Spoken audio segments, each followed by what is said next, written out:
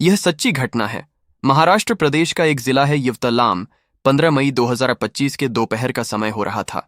एक फैमिली थी जो अपने टूर पर निकल रही थी। फैमिली का एक सदस्य ऐसा होता है जिसको बहुत तेज टॉयलेट आ रहा था। कहता है कि गाड़ी को रोक लो। यह गाड़ी उस वक्त चल रही थी। चौसाला वन क्षेत्र में जंगल का इलाका है। उस जंगल में गाड़ी चल रही थी। तभी वह कहता है कि मुझे टॉयलेट करना है। गाड़ी रुक जाती है। उतरता है। वह थोड़ा झाड़ियों की तरफ चला जाता है ताकि उसे कोई देखे ना, और वह टॉयलेट करने के लिए जैसे ही लगता है तो कहीं पास में ही कुछ थोड़ी सी फासले से कोई चीज है, कोई वस्तु है, जल रही है, लेकिन बड़ी अजीब सी थी। वो टॉयलेट करने के बाद तुरंत ही उस वस्तु के पास पहुंचता है जो जल रही थी, और जैसे ही उसने अपनी आंखों के सामने जो दृश्य देखा था उसको देखने के बाद सबसे पहले उसकी चीखें निकल जाती हैं, क्योंकि वहां एक लाश जल रही थी। न कोई लकड़ियां थीं, न कोई श्मशान घाट था, और ना ही जैसे कोई किसी का अंतिम संस्कार होता है वैसा कुछ नहीं था, लेकिन उससे अलग था।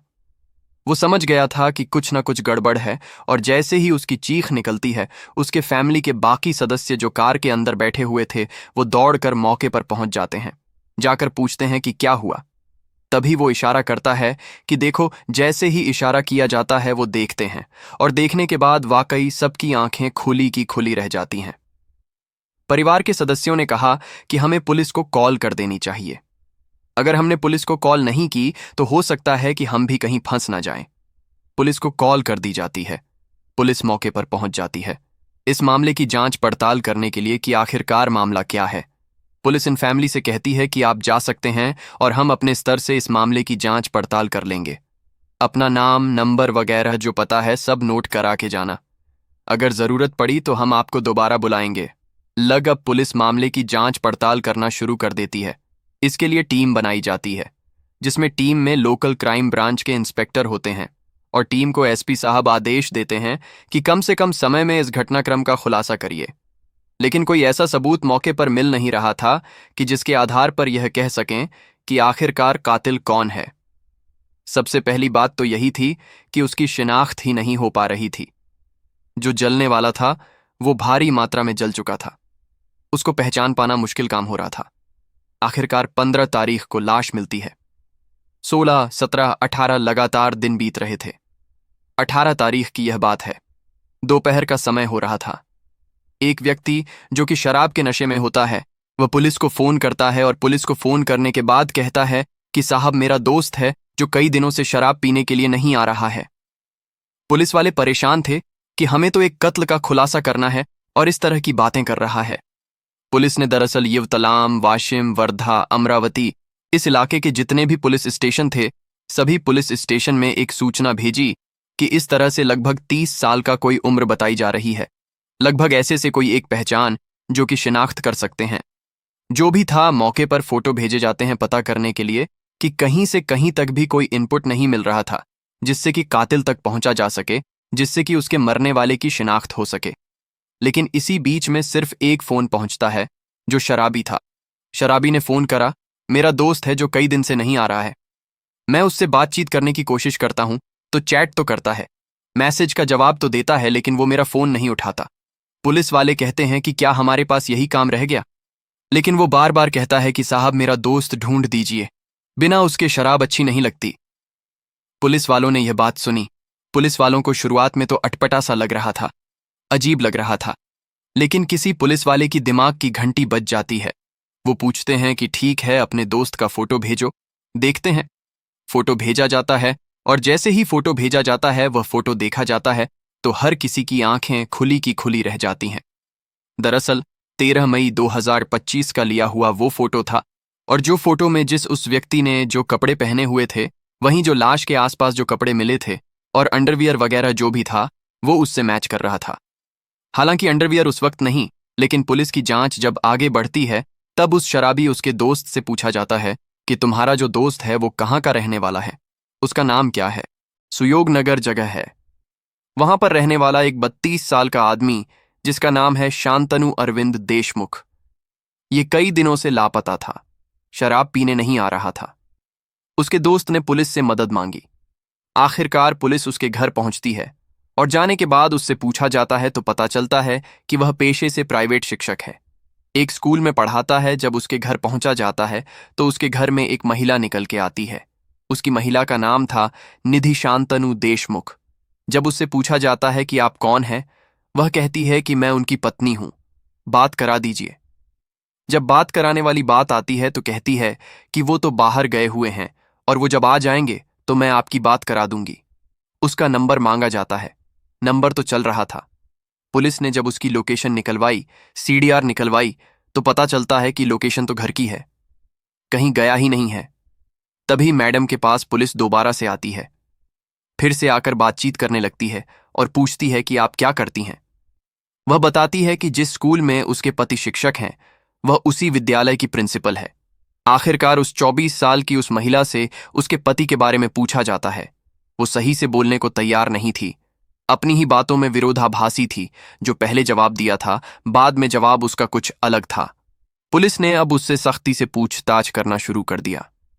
जब पुलिस ने सख्ती से पूछा, तब उसने बताना शुरू किया कि जिस विद्यालय के अंदर वह प्रिंसिपल है, उसी विद्यालय में उसका पति शिक्षक हुआ करता था, इसलिए हम दोनों को प्यार हो जाता है।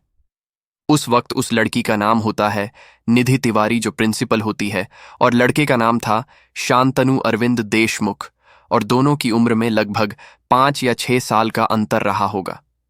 दोनों को प्यार हो जाता है और दोनों एक दूसरे से शादी करने का फैसला लेते हैं। लेकिन घर वाले, परिवार वाले कहते हैं कि तुम दोनों की जातियां अलग हैं, इसलिए ज्यादा प्यार वर के चक्कर में ना पड़ो तो ज्यादा सही है। आखिरकार उन्होंने घर वालों के खिलाफ जाते हुए शादी कर लेते हैं। और जैसे ही शादी करते हैं, अभी शादी को कुछ महीने ही बीते थे, यानी कि जिंदगी बहुत अच्छी चल रही थी।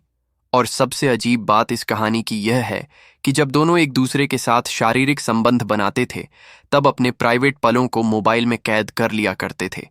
सब कुछ ठीक चल रहा था। लग ही नहीं रहा था कि भविष्य में कुछ गड़बड़ भी हो सकती है। लेकिन कुछ दिन बीत जाते हैं। ऐसा बताया जा रहा है कि वो जो व्यक्ति है, उसी स्कूल के अंदर टीचर है, उसकी पत्नी प्रिंसिपल है, और वहां जाने के बाद वो आदेश जब चलाती है तो शायद उसको बुरा लगता है, और शायद इसी वजह से उसने शराब पीना शुरू कर दिया।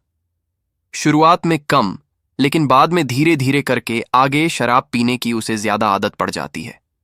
ज्यादा जब शराब पीता है तो पैसे भी कम पड़ जाते हैं, और इसी बात पर घर में झगड़ा होने लगता है। वो अपनी प्रिंसिपल पत्नी को रोज किसी ना किसी बहाने से पीटा करता था, और यह बात बद से बदतर होती चली जाती है।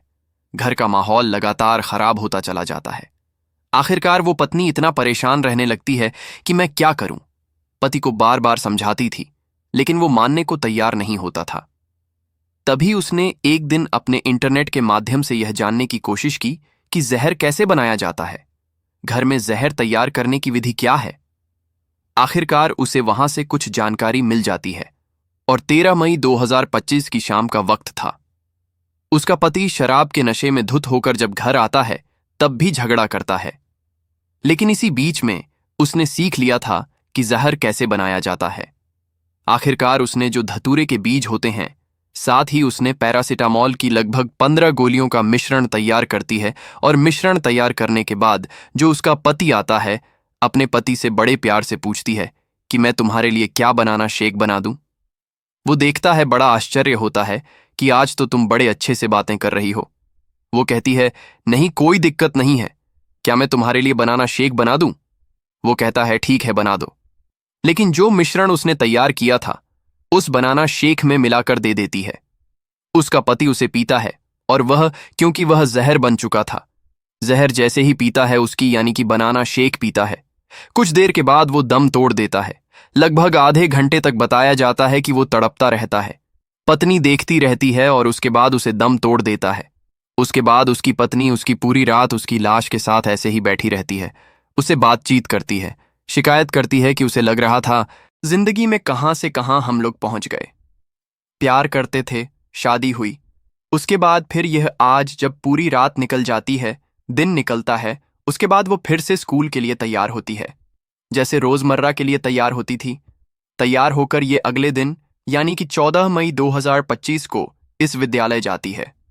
पूरा दिन नॉर्मल रहती है, लेकिन जिस दिन वो अपने बच्चों को ट्यूशन पढ़ाने के लिए मना करती है, उसी दिन उन बच्चों से कहती है कि मेरे साथ इस तरह की दिक्कत है।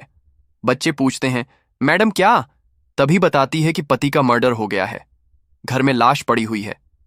कैसे ठिकाने लगाऊं, समझ नहीं पा रही हूं। आखिरकार भावनात्मक रूप से या दबाव बनाकर मैडम ने उन 3 स्टूडेंट को जो कक्षा 9 में पढ़ने वाले थे, उनको अपने घर बुलाया और घर बुलाने के बाद घर से लगभग 15 किमी दूर जो चौसाला का जंगल है, वहां उन्हें लेके जाती है और लाश को फेंक कर वापस आ जाते हैं। आखिरकार लाश को फेंक कर वापस आए थे, लेकिन मैडम के दिमाग में ख्याल आता है कि अगर उसकी शिनाख्त हो जाती है तो जल्दी से पता चल जाएगा, कुछ अलग से किया जाए। अब मैडम फिर से उसी स्थान पर जाती है। संभवतः बताया जाता है कि स्टूडेंट को भी साथ ले जाती है। भारी मात्रा में पेट्रोल ले जाती है और पेट्रोल ले जाने के बाद अपने पति के ऊपर उड़ेल कर पूरे उसमें आग लगा देती है। आग लगाकर वहां से चुपचाप निकल जाते हैं ताकि किसी को कोई पता नहीं चले, खबर ना लगे, और वो भारी मात्रा में जल भी चुका था। लेकिन महाराष्ट्र की एक फैमिली थी जो टूर पर निकली थी, लेकिन चौसाला के जंगल में जैसे ही एक व्यक्ति को टॉयलेट लगता है, आखिरकार लाश तक पहुंचता है। पुलिस तक बात पहुंचती है और शराबी की मदद से यह घटनाक्रम खुलासा होता है। घटनाक्रम का खुलासा किया, बल्कि 3 स्टूडेंटों को भी अपनी हिरासत में लिया है। उनसे भी पूछताछ जारी। साथ ही जो प्रिंसिपल होती है, उस प्रिंसिपल को गिरफ्तार करने के बाद उससे भी लगातार बातचीत चल रही थी। उसे 20 मई 2025 को आखिरकार गिरफ्तार किया था। दोस्तों, इस पूरे घटनाक्रम को सुनाने का उद्देश्य किसी को परेशान करना नहीं है, आपको जागरूक करना है। अगर वीडियो पसंद आया हो तो लाइक, शेयर, सब्सक्राइब जरूर करें।